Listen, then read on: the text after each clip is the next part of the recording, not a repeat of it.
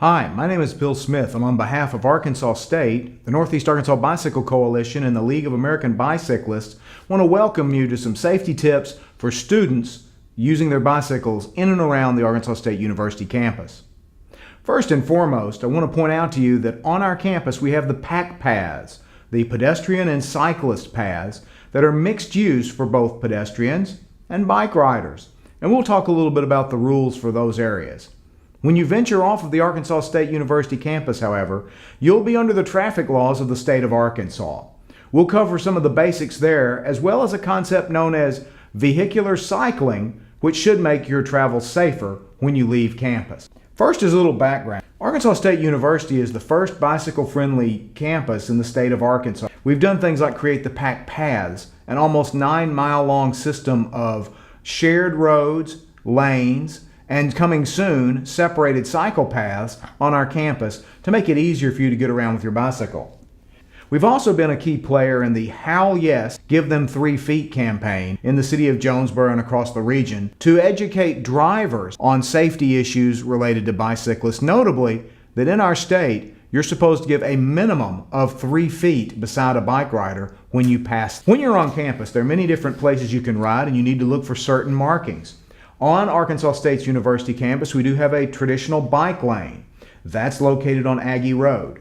So while you're riding on that, that's for you to be in, but we will caution you, watch out for the door zone. This is that space where a parked car might open their door into you as a cyclist, so be mindful of the cars that are parked along the bike paths. Most of our campus, however, is marked with what are called sharrows. Stands for Share the Road Arrow. And those have two meanings for us. There are share the road arrows on mixed use paths.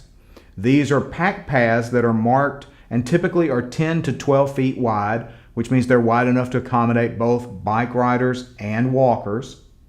There are also sharrows on our roads, which mean that the car operators need to share the road with the cyclists. Here's an important thing about sharrows. As the word implies, sharing. So the vehicle that is more dominant has to share and yield to the operator that is in a lesser position. This means on a shared use path in the middle of campus, such as the one in front of the library or near the Memorial Arch, the bike riders are to yield to the pedestrians. However, out on the roadways, the cars need to yield to the bike riders. They need to share with the cyclist. So remember, when you're riding in the middle of campus and you come upon folks that are walking, you need to give them right of way. And the same is to be expected for those of you when you are driving on campus and you see a bike in the road. Make sure that you're sharing and giving them the 3 feet on passing and the roadway that they need as well. Another type of accommodation that will be coming to campus soon is a cycle path, which is a separated two-way bike and pedestrian path next to a roadway. You'll see these near University Loop and off of Aggie Road on the west side of campus initially, but there are plans for them to be spread out across the footprint of Arkansas State University. As much as where to ride, we need to talk a little bit about where you should not ride on campus. The PAC paths are marked for a reason. They are wide enough to sustain both the traffic of the cyclists and the walkers safely. Traditional sidewalks are not to be ridden on campus. You can tell because they are the 4, 6, or 8 foot wide regular pedestrian sidewalks. I'd also point out to you that sidewalks are not a good place to be riding in the city of Jonesboro either. First and foremost, the city does have an ordinance against riding on a sidewalk in a business district, and it is kind of difficult to figure out exactly where the business districts are. That said, riding on the sidewalk is also where you're not expected to be. If that's your only option or you feel unsafe, we're not going to recommend that you don't use the sidewalk, but if you do use the sidewalk, do ride with traffic. Do not ride against traffic. Unfortunately, we have a very graphic example of what happens and statistically how it backs it up when you ride against traffic on the sidewalk. If you're approaching a building and you're ready to park your bike, dismount, walk with the bike to the building. Keep in mind, every paved place on campus is not necessarily a roadway, a highway, a byway, or a bikeway. Some of them are for the pedestrians, and you need to honor that. Speaking of parking your bicycle, number one thing we're going to recommend on your personal bicycle is that you lock it, and you lock it securely. Make sure that you've got a U-shaped lock or a very substantial cable lock when you go to secure your bicycle. We want you to use the racks that are provided on campus, and there are basically three different types. There's the standard bike rack that is a U-loop style. You place your bike through the loops and then lock to the vertical stanchions. There are hybrid racks, and these are notably located near the student union, where the idea is you put the seat of your bike on the T-bar and then you lock into the middle spaces. And then of course there are some of the older school type bike racks where you place the front or the rear wheel in the rack and then lock it with your bike. Keep in mind, if you have quick release wheels, you're going to need to lock both wheels to your bike rack. As important as where to park, again, it's where not to park. Please do not park your bike and lock it to the handicap railings near some of our buildings. This is an obstruction to our students that need that type of access, and you might find your bike removed for being locked there. Also, don't park your bike in building access points. This means leaving them in front of doors, in front of walkways that lead directly to buildings. It is a fire and a rescue hazard, and again, you may have your bike removed. And above all, don't lock your bike to gas meters. That's just dangerous. One last note on parking. We'll be having a new bike share here on the campus shortly, and those bikes self-lock, so you don't have to put them in a bike rack. And really, if you'd like to park those bikes near the bike racks, that's a good idea. Again, don't park them in front of doorways and access ways, in ways that are going to get in the way of others. As another Lime parking reminder, don't leave your Lime bikes in handicapped areas such as the one shown here. And when you leave them in the middle of sidewalks, keep in mind that others may have trouble walking through there. Last of all, there are no bicycles allowed in the north parking deck, personally owned or Lime bikes, so please avoid going in the parking deck on your bike or parking a bike in the parking deck near the union. And one reason that we're going to encourage you not to place those bikes in the racks is those that have purchased and possessed their bike need a way to lock it. If you're putting the self-locking shared use bikes in the rack, you're taking a place that a student might need to lock up their regular bicycle. So they'll appreciate it, and we will as well. Traveling around campus, you're going to come to intersections, and knowing how to yield and where to stop is very important. Anytime you come to the end of a path and it intersects a street, you need to consider that a stop sign that's not there. You are required to yield to the vehicles in the larger street. So please always stop when you come to those points. When you reach intersections between different parts of the packed paths, it's a good idea to be slowing and be ready to yield in case there is another cyclist or there is a walker that is going to be in your way in that area. As a rule, frankly, as the law, all stop signs, all traffic lights, all traffic signage applies to the cyclist just as if they were a car driver. So you have to come to a full stop at stop signs. You have to come to a stop at stoplights and wait for them to turn. This is what the people in town will be expecting. This is the state of Arkansas law. Remember, you can receive a ticket as a cyclist for blowing through a stop sign or a stoplight. In the area of general bike safety, I want to take a little time to talk about being predictable. There are several key factors that make you a predictable cyclist, a good vehicular cyclist, and it keeps you safer out on the roads. First and foremost, follow traffic laws. This means riding with traffic, stopping at signs and signals. You are required to announce your intent. Hand signals, right, left, yield. Maintaining your position on the road is very important. Weaving in and out of cars, for example, is not allowing vehicles the opportunity to pass you easier. It's making you unpredictable. They'll hang back and not know what you're going to do next, so you're going to frustrate a driver by not maintaining a straight line. Finally, one of the more important things about being predictable is making eye contact. Look at the drivers as you see them on the road. When you come to a stop sign, make sure that driver sees you. Distracted driving is becoming one of the #1 threats to pedestrians and bike users across the country.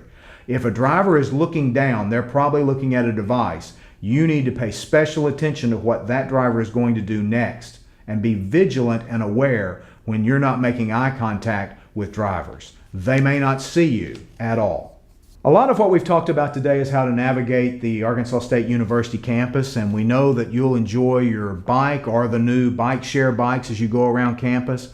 But I do want to take a minute to talk about when you go off of campus into the surrounding area. Remember, once again, the state of Arkansas traffic laws apply. You are a vehicle, follow the vehicular cycling concepts, and follow all the traffic signals and signs. That means stopping at stop signs, stopping at stoplights, using your hand signals to indicate where you're going. Be visible. This is the campaign of the Northeast Arkansas Bicycle Coalition to make sure that riders remember to ride in the road in a way that they are seen. That means bright clothing. That means road positioning that makes sure the cyclists are seen. And it also includes having lights and probably using them as daytime running lights as well. We want you to be safe when you're out in the community. Ride with traffic, not against it. If necessary, take that lane to be safe. While on campus, it's important when you come to the intersections between packed paths to look around, but out on the roads in town, we cannot say it enough. Scan, scan, scan. This means be looking right and left periodically, looking behind yourself to see what traffic may be there, making eye contact with every driver that you can. It is extremely important for you to know that most drivers are not accustomed to seeing bike riders in our area. Many of those individuals driving do not know the laws and do not know that you have a right to the road. They are also not aware of the 3-foot passing law often. Watch for vehicles, front, back, and sides from you. Don't ride on the sidewalk. And remember, most of all, drivers are impatient and they often expect others to yield from them. This can become to this type of illustration right here where unfortunately you're getting a nice wide 3-foot pass, but the oncoming traffic is basically being run off the road because this driver did not want to yield to you. Let me talk a little bit about the basic principles of traffic safety for bicycle riders. First and foremost, you need to think about the concept of vehicular cycling. The idea is fairly simple. Bicycle riders fare best when they are treated like and act as vehicles in the flow of traffic. That means two particular things. Number one, blending into our traffic system. This is riding with traffic, not against it, which actually is illegal. It is also being predictable as you ride, not weaving in and out of lanes, not weaving back and forth across lanes. When you're out riding, one of the things you need to keep in mind is your visibility. You need to wear clothing that doesn't blend into the background. You need to wear reflective clothing that allows drivers and other users of the roadway to see you. When you operate a bicycle at night, you need a white light in the front. You need a minimum of a red reflector on the back, preferably a red light on the back, and this is state of Arkansas required. These things will make you more visible. Other things to keep in mind though, at certain times of the day, the glare from the sun is going to be a very serious problem for drivers. Be very careful during these periods because you need to be visible for those that are dealing with that glare. Also, in the dusk and dawn hours, you need to have your lights on 30 minutes before sunrise and 30 minutes before sunset so that you stand out in that darkening light situation. In the state of Arkansas, we have what is called a 3-foot passing law, and this requires that vehicles give you at least 3 feet of space around you. This state also does not have a requirement for you to ride as far to the right as practicable. That means a cyclist may use the entire lane at any time that they feel the safety need to do so, and we would advocate that. In a road where there is plenty of room on a lane for both a car and a cyclist to occupy the traffic lane, it's a good idea to be to the right side of that lane unless you're preparing for a left-hand turn or you're going straight through an intersection in which you want to announce that intent to other vehicles. If that lane is narrow, and many of the roads in the city of Jonesboro and the surrounding area are narrow, you should not be compelled to yield the lane in a way that is going to cause traffic to crowd you, perhaps make contact with you, run you from the road, or cause other safety issues with other vehicles. You are not required to compromise your safety when riding your bicycle. In the concept of vehicular cycling, it is extremely important for you to understand one very key factor. You are the operator of a vehicle under traffic law. That means you do not go against traffic like a pedestrian might. This means you don't use sidewalks, and you act in a vehicular cycling manner. Remember that key phrase. Bike riders fare best when they are treated like and act as if they are vehicles in the roadway. It's against state law in Arkansas and every state of the Union to ride against traffic. You can be ticketed for riding against traffic, and statistically, it is the most dangerous way for you to go down the road. It is understandable that many people believe that being able to see the traffic coming towards them makes them safer, but it actually makes you less predictable and will get you in a crash quicker. I've talked a little bit about how bicycle crashes happen, and I want to just take a moment to talk to you about national statistics. These numbers are derived from visits to the hospital. So someone ended up in a crash with their bicycle that got them in the emergency room. Here's the way it breaks down nationwide. 83% of crashes do not involve cars or trucks at all. 50% of the crashes involve the cyclist alone. There was a loss of control, there was a failure of a mechanical, there was an object hitting the road. 17% of those crashes are bike-on-bike crashes. 8% are dog bike crashes. 8% are other types of crashes. So, of that 83%, most of them not involving a vehicle, your number one problem out there is not going to necessarily be the car as it is yourself. It is one reason why it is not required to have a helmet in the state of Arkansas. We highly recommend you ride with a helmet because people do have life-threatening injuries from simple crashes because they hit the ground head first. Of the 17% of crashes between a bicycle and a motorist, they break down into two basic categories. Those caused by the cyclist, those caused by the motorist. If we look at those numbers, when the motorist is at fault, 13% of the time it was a left turn in front of a cyclist, 11% of the time a right turn, 8% running a stop sign or stop light, 7% of the time opening a car door into the bike, and 6% failure to yield from the roadway. When we look at those that the cyclist is at fault, many of the causes and percentages are similar.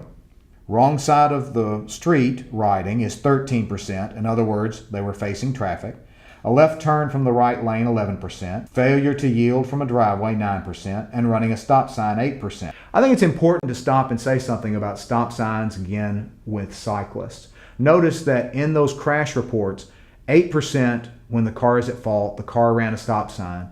8% when a cyclist is at fault, they ran a stop sign. Nationally, the statistics reveal that cars and bikes run stop signs roughly at the same percentage. But don't be that cyclist that gives the rest of us a bad name by blowing through stop signs. It's the number one reason given by drivers of why they resent bike riders. This is the number one myth that is out there about bicycle safety, that somehow you're going to be better off if you're facing traffic on your bicycle. You have a higher risk of being hit by a vehicle because you're essentially riding in a blind spot. On sidewalks, this is particularly. No one is expecting that cyclist coming against traffic on their side of the road. And here's a video of a crash from here in Jonesboro on Johnson in which that very thing happens. The driver is pulling up to Johnson, and the driver is looking to his left where traffic is coming from. He never sees the cyclist as he comes into view, and the only thing saving the cyclist's life on this is a split second of timing in which he is able to get just past the front bumper before the contact happens. The bicycle is destroyed, but the cyclist is able to walk away from it. From the state of Arkansas's driver handbook and bicycle safety, it's pretty clear. Wrong way riding is against the law. It is one of the leading causes of crashes, accounting for 15 to 20% of all crashes with cars. Riding against traffic is often based on the fear that traffic hitting you from behind and the sense that looking at them will prevent crashes. In reality, bicyclists are rarely hit from behind. As you can see from the diagram, those fields of view reveal what showed up in the video. You aren't looking for that cyclist riding the wrong way against traffic on the wrong sidewalk. From Cary, North Carolina, If you look at the breakdown in this 1 year, 25 of all the accidents, 69%, were when a bicycle rider was on a sidewalk going the wrong way against traffic. Here's a photograph that perhaps illustrates the idea of speed positioning that I mentioned earlier. The slower the vehicle, the further to the right. So you see the couple that are on their bicycles and they're riding near the right side of a fairly wide road in Virginia. The rider that is in front of traffic is further to the right and with traffic because he's moving along at a faster pace. If you could see in the distance, the speed limit here is 25 miles an hour, so the car should really not be impacted terribly by the cyclist that is probably doing at least 20 themselves. When you're changing lanes, communication is the key once again. Make that eye contact and announce your intention as you begin to shift across lanes. Look over your shoulder. Use the proper hand signals and stair step across multiple lanes. If you're needing to go from the right-hand lane to make the left-hand turn, notice in the diagram the stair stepping towards that position where you turn. Again, weaving in and out of cars parked on the side of the road makes you harder to see and is more dangerous for you and the motorists. You'll hear a phrase often used in the legal questions around cycling, as far to the right as practicable. The state of Arkansas and the state of North Carolina are the only two states in the country that do not have a written standard. Therefore, you are allowed to use the entire lane in our state. This is not the case in Tennessee and Missouri, by the way, if you're riding in those states as a student here at Arkansas State and maybe traveling. Remember, you are not required to ride so far to the right of the road as to put yourself in danger. If the road has a curb and you have nowhere to go if you were pushed to that curb except to crash, you are not required to ride near that curb. If there is no shoulder, if there is a ditch, if there is broken material along the edge of the road, you are allowed to take a line that is safe for you on your bicycle. Something you need to keep in mind in this particular area is lane width. In the illustration you see here, on a 14-foot wide lane, there's plenty of room for the car and the cyclist to both occupy the lane, for the car to pass the cyclist with the 3 foot required by the state of Arkansas and most states in America. But if the lane is only 11 feet wide, there is not enough room for a standard vehicle and a cyclist to both occupy it legally.